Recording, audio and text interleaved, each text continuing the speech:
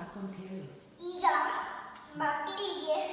ಮಕ್ಕಳು ಅದನ್ನ ಇಟ್ಬಿಟ್ಟು ಕೋಲ್ ಇಟ್ಬಿಡು. ಎಲ್ಲ ಸಾಕು, ಇಷ್ಟು ಸಾಕು ಇವತ್ತು.